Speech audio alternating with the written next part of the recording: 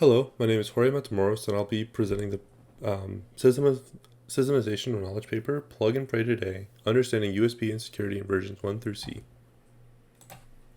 So a brief outline of this presentation is that we'll start with objectives and motivations, followed by background and evolution of USB, understanding USB attack vectors, securing USB, determining whether USB Type-C is the answer to USB security, and then exploring future directions for USB security based on these previous analyses. For objectives and motivations, the objective really of this presentation is to provide this paper is to provide a comprehensive analysis and understanding of the security vulnerabilities present in USB version 1.0 through the latest USB Type-C standard. We then use these analyses to provide insights to the problem of lacking USB security. The motivation for systemization of knowledge on USB security vulnerabilities is twofold. On one hand, the USB use is widespread. For example, its use for charging, video output, storage, etc., and attacks on USB have increased in complexity in recent years. On the other hand, defense against these attacks are lacking, and USB has generally left security as an afterthought. For the background and evolution of USB, we start at USB 1.0. For USB 1.0, it was originally released in 1996 and was created to simplify peripheral device connectivity. It featured 2 data transfer rates and could provide power to devices, albeit a limited amount. Crucially, the word security did not appear in the original USB 1.x spec. In 2000, USB 2.0 was released. It increased peripheral support and had a high-speed data transfer rate, and correlated to devices like digital cameras, video cards, CD writers, and network adapters. It also trailblazed the path for flash drives. Security was also not a strong point in the spec, aside from a new content security peripheral class which provided limited support for security mechanisms such as fingerprint scanning. In 2008, USB 3.0 was released. It introduced a super speed data transfer rate of 5 gigabits per second. It expanded peripheral support in more areas, however niche they may be. In 2013, USB 3.1 introduced SuperSpeed Plus, which transferred data at 10 gigabits per second. It updated USB power delivery, or PD, spec to allow up to 100 watts of power supply over USB. This trailblazed the way for laptop charging. Security was also mostly absent from the 3.x spec. The USB Type-C was also released as part of 3.1, unifying numerous technologies such as updated power delivery, USB 3.x, Thunderbolt, DisplayPort, and HDMI. USB Type-C uses a 24-bit connector cable, and later, in 2017, USB 3.2 was introduced to support 20 gigabits per second data transfer speeds. As far as security goes for the background and evolution of USB, even as recent as 2014, the USB Implementers Forum, or USB-IF, still considered security outside of scope for USB specs and put responsibility on consumers and original equipment manufacturers, or OEM. It wasn't until 2016 that the USB-IF had to act, as the USB Type-C was being exploited by attackers via rogue power charging. And so, because of this, they took part in creating USB Type-C Authentication, or TCA spec. Let's dig deeper into the protocol of USB. One often overlooked USB functionality is the support for composite devices. Composite devices which can have multiple configurations and interfaces. An interface has 2 unidirectional channels for in and out that talk to the host. For example, a headset can be thought of consisting of a single configuration that is made up of 4 interfaces: volume control, microphone, and 2 speakers. Composite devices are built of 2 mechanisms. One mechanism is responsible for how to define different types or classes of peripherals, and the other mechanism is responsible for how to connect those classes to the host device. The mechanism for defining types of peripherals was first established in USB 1.0, where they introduced the common class specifications. An example is the Human Interface Device class, which includes things like mouse and keyboards, or the USB Mass Storage Device class, which defines how to transfer data to and from the host, so think of things like flash drives. The common class specifications also allow devices to compose different classes into one product. There's also a mechanism needed for connecting the USB device to the host. This can be accomplished through a process called device enumeration. For device enumeration to occur, the USB host has to first detect the device, and it does this by detecting a voltage change against its data pins. Enumeration can begin once the device is detected. The host then starts device enumeration by sending get device descriptors. and the USB replies with its manufacturer, vendor ID, product ID, and serial number. The host then resets the USB device and assigns it an address. Once this is complete, it issues get config descriptors and get interface descriptors requests. For the get config descriptors request, this is set by the host and it requests all the configuration set by the USB device. As mentioned before, the USB device can have more than one configuration, albeit only one configuration may be active at a time. Each configuration has one or more interfaces. The host then sends the get interface descriptors request. This is sent after get config descriptors, and it's used to request the interfaces of the USB device. Each interface requests a functional component, represents a functional component that will get served by different drivers of the host OS. Once these interfaces have been defined by the USB device, the host can now load the drivers necessary for those interfaces. That is accomplished in the load driver step. So moving on to understanding USB attack vectors, in this section we'll sort of explore and analyze USB attacks, popular USB attacks, and sort of classes of these attacks. So USB attacks can occur at multiple levels. We have the human layer, the application layer, the transport layer, the physical layer, and separating these attacks into layers helps us identify different kinds of attacks, which we can further break down into primitives or subsets of attacks within a layer. So the human layer, you can think of, person-to-person contact for the attack on USB. So we have the outsider threat primitive, where you have attackers that sort of from the outside in will try to exploit or attack humans. So for example, hackers will use social engineering to trick a user into plugging a malicious USB. This is a very popular way of attacking an organization. You get an employee to pick up a malicious USB and plug it into their computer inside their organization. And so a 2006 penetration test showed that 75% of USB scattered around the workplace had found their way into company computers, and the Homeland Security was able to replicate this result with up to 90% success when USB devices were branded with a government logo. More recent studies, as recent as 2011, have shown that users are still plugging in USB devices, finding no significant increase in security awareness. And so the insider threat primitive is more inside out. And so you have human error, where humans just misplace flash drives. And so a study in 2011 revealed that out of 400 companies, each has lost to the tune of $2.5 million due to misplaced drives. You have exfiltration, where an attacker will plug in a USB at their organization and leak it to the outside. So famous example of this is the whistleblower Edward Snowden, that used a flash drive to siphon top secret NSA data. Up next, we have the application layer. So think of the host OS programs, programs on your machine, your local machine. We have the code injection primitive, where usually the attack would just inject the malware into your host, into your machine, through USB drives. And so a popular example of this is actually Stuxnet, where the USB drives were used to propagate the malware in an air-gapped industrial network. We also have the data exfiltration primitive, where USB devices will often not authenticate the connecting applications on the host machine, and so this can lead to the application sending sensitive information to the malicious actor. Some examples may include things like the malware accessing webcam or microphone data.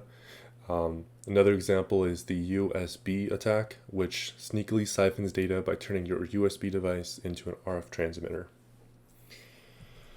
We have abuse at the transport layer, and so think of more low-level firmware, host OS programs like the kernel. And so these are attacks that usually operate at really the low-level US protocol level. We have the protocol masquerading primitive, and so the basic idea here is that you have attacks that sort of hide in the low-level USB protocol layer. So some examples of this is where an attacker will actually hide malicious interfaces on the USB. And so this sort of exploits the trust by default USB policy, where no matter what, a host will fully trust the USB, obviously not knowing that it contains malicious interfaces. So an example of this is Turnip School, which is a modified USB cable with a hidden RF transmitter inside. And so the USB will connect to the host, and the transmitter will be enumerated. Again, this sort of exploits the trust by default USB policy because the host trusts that the USB isn't malicious. And so once the transmitter is enumerated, the RF interface can be used to exfiltrate data or send commands to programs running on the host OS. One important thing to note is that this sort of attack can avoid whitelisting or blacklisting offenses by simply reprogramming the USB descriptors. Because you have access to the low-level firmware, also, you can overwrite that firmware, and so this allows attackers to inject malicious code at the interface level. ICU is an attack that is an example of this. ICU overwrites the USB firmware with malware to be able to disable a webcam's indicator light, for example. Another primitive at the transport layer is the protocol corruption primitive. This exploits holes in the host USB software stack. And so what this means is that an attacker will exploit bugs in the kernel, for example, to be able to use USB to get unwarranted access to the host system. In 2017, the syscaller fuzzer found more than 40 bugs in the Linux kernel. You can imagine that an attacker could use these bugs as leverage or to gain access into the host system through USB.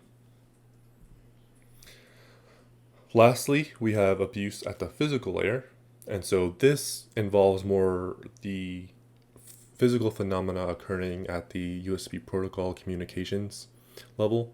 So we have a signal eavesdropping primitive that involves spying on the physical messages going back and forth between the host and the USB. Some examples of this are keyloggers, which are devices that you can put in the host port to stealthily record incoming keystrokes from the keyboard. We also have USB snooping, which looks at current leakage coming from the USB bus to infer about the USB traffic. Fingerprinting is another example of signal eavesdropping, which uses low-level messages to try and leak host characteristics. So, for example, the USB request blocks may leak information about the host operating system, which can allow the attacker to choose target malware accordingly. Variations in USB enumeration may also leak the host operating system. For example, Windows 8 is the only operating system to issue 3 GET configuration requests. Another primitive at this layer is the signal injection primitive. The signal injection primitive uses analog signals or power from the USB to disrupt or damage the host or to leak information from the host. For example, we have USB killer. This attack embeds a capacitor onto the USB that will draw power from the host to target capacitors that will ultimately discharge that power back to the host to cause damage. Some notes here. The USB Type-C actually allows up to 100 watts of power. This can cause serious damage to the host. Also, poor quality USB connectors may inadvertently be causing damage to the host in this manner. So, a summary on these attacks so far.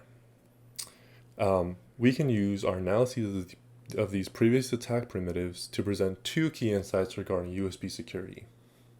One key insight is trust by default. All the attacks we covered so far abuse a critical fundamental aspect of USB, the trust by default policy, where the host and USB both trust by default that neither device is malicious. This trust model was built in as part of the USB universal plug-and-play philosophy that peripheral devices should just work. As late as 2014, the USB IF still considered security to be hands on the consumer. This is problematic, as the consumers have no standard process to know if a device can be trusted or not. Another key insight from our previous analyses of these attacks is that these attacks transcend layers. Defenses that only focus on a single segment of a USB stack will often miss the big picture. A lot of times, a particular layer may appear to be working fine, even though it's being compromised through a different layer. For example, the USB attack we covered earlier will show what looks like legitimate traffic to the transport layer, while exfiltrating data through the physical layer through the RF transmitter. Consequently, an effective USB defense should consider a more holistic approach to securing the USB protocol. So now we'll analyze USB defenses. So these defenses occur at the same four layers: the human layer, the application layer, the transport layer, and the physical layer. At the human layer, we have the security training primitive. So this is sort of a guard against social engineering attacks, and one solution is to just hold frequent and thorough security training events. In 2012 actually, the NIST sent out standards for using portable devices like USB, and these standards are in use by many organizations today. The security standards can be reinforced by posters put around the workplace, and another point is that 45% of employees still have not received any formal security training. However, there's also evidence to suggest that skilled social engineers can still even persuade hardened security trained targets. Another primitive at the human layer is on-device data encryption. This primitive involves providing encryption of USB data and authentication of the user. It may also employ anti-tampering measures to guard against physical extraction. Oftentimes is more costly, and the inside attacker can still siphon data from the host unless the host itself does outbound encrypting, in which case data may only be read by hosts within an organization. At the human layer, we have on-device host authentication primitive. So this provides device functionality predicated on host identification rather than user identification. So, for example, some smart USB devices have a public and private partition, and only a particular host can access the private partition. This prevents insider attacks, as sensitive data can only be viewed on specified hosts. There's also the host or device-based auditing primitive, which monitors the flow of data to and from the host and the USB, similar to how one would monitor internet traffic. This is susceptible, however, to false traffic sent by malicious peripherals. This primitive also involves counter data exfiltration, where a host can be extended to provide provenance-based, i.e., the lineage of data from its creation to current state auditing, like recording when data was written to a USB device. An example of this is ProvUSB, which is an architecture for fine-grained provenance collection and tracking on smart USB devices. ProvUSB maintains data provenance by recording reads and writes at the block layer and reliably identifying a host, editing those blocks through attestation over the USB channel. Lastly, we have the physically disabling a functionality primitive. This is an extreme measure that involves physically disabling or obstructing USB ports as to deny access to USB functionality, with the exception of maybe charging. The USB port can be, for example, physically removed from the motherboard, or for USBs embedded onto the motherboard, glue can be used. Another example is the USB condom, which sits in a port between the USB device and the host to limit functionality of the USB to just charging and charging only. We also have the application layer. So there's the system hardening primitive, where the OS can be hardened by providing safer defaults. For example, to disable auto-run functionality and block execution of untrusted executables or drivers.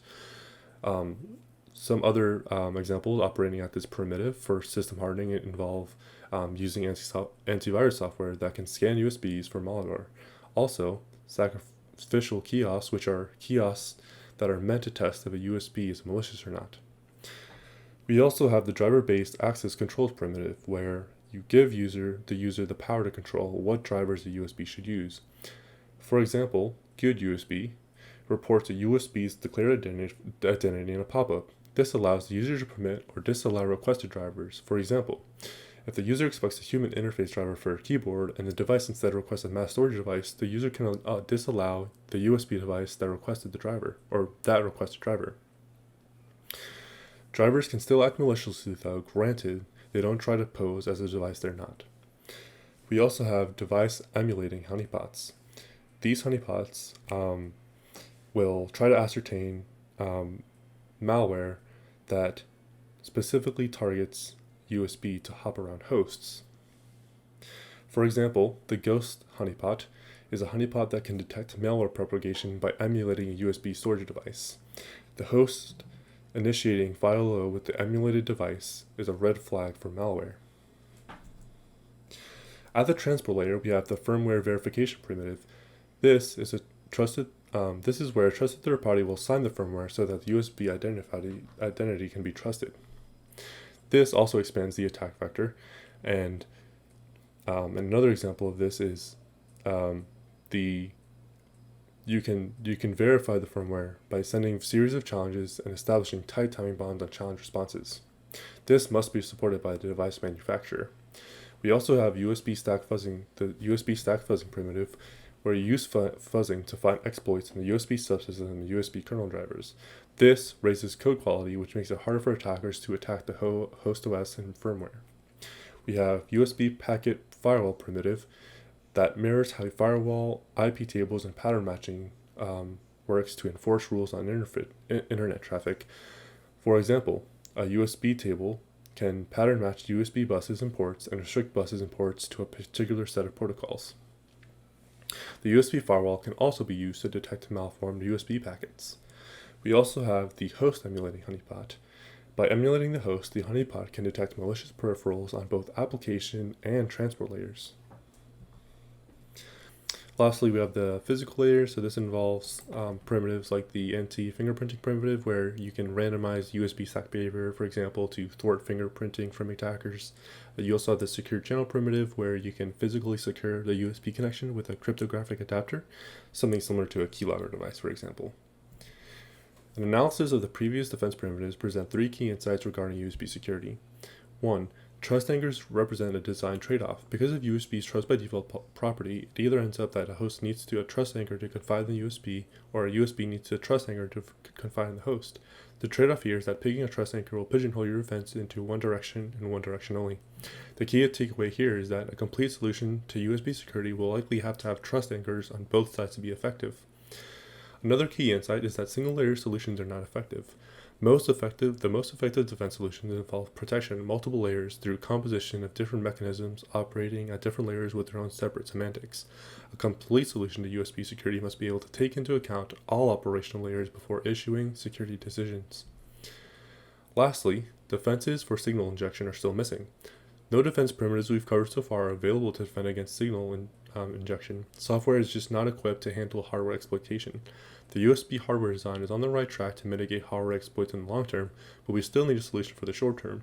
We must be able to trust the USB device before granting them full access to interact with the host.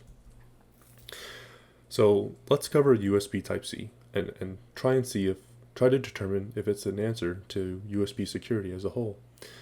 So USB Type-C was the first attempt by the USB 3.0 promoter group and the USB-IF to address security in USB. It's built on a certificate hierarchy similar to how CAs work on the web through SSL and TLS. Basically, if the USB-IF owns a root certificate, it can also allow other orgs to have root certs as well.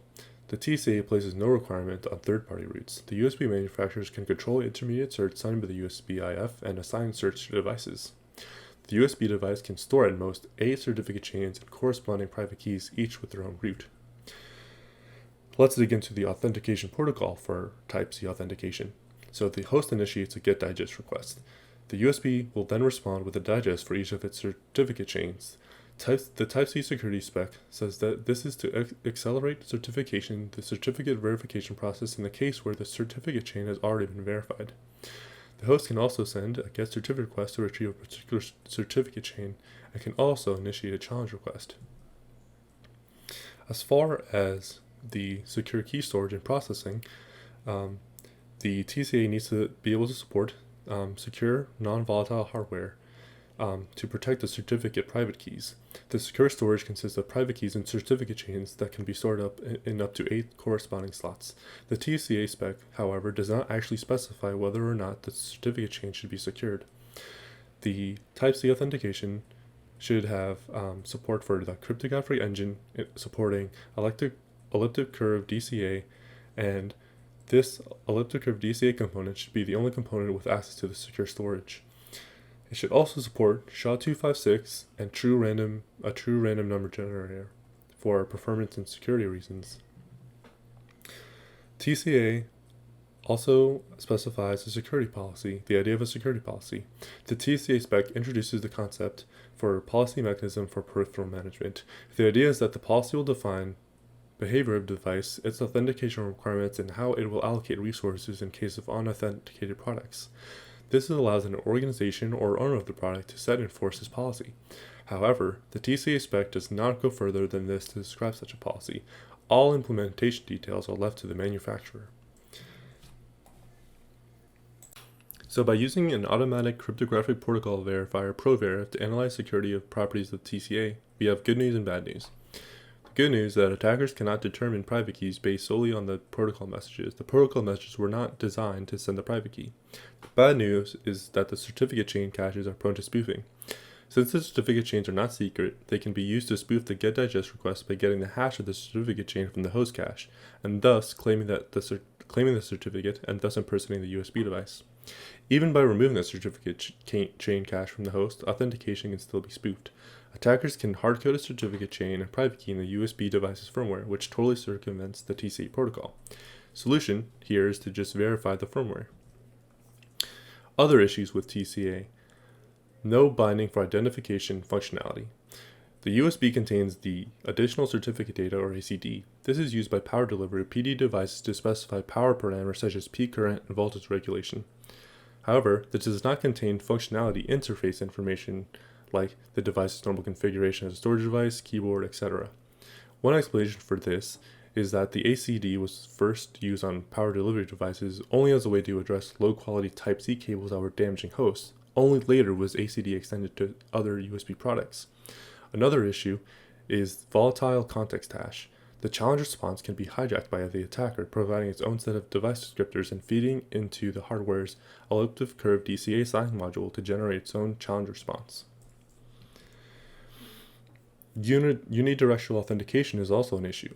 The TCA does not support host authentication, so the USB device has no way to protect from a malicious host. Also, the nebulous policy, where TSA does not adequately describe how a policy is or how to create one. They have no mention of security policy language, encoding, installation method, or how to communicate the policy with the host. Also, another issue with TCA is the impractical key protection requirement. The TCA spec does not detail how to protect private keys on USB devices. It only lists attacks that a USB device will have to defend. It's unlikely that cheaper USB models will be able to adequately protect private keys from such attacks. Also, there's this idea of no revocation, where certificates do not expire on the USB device.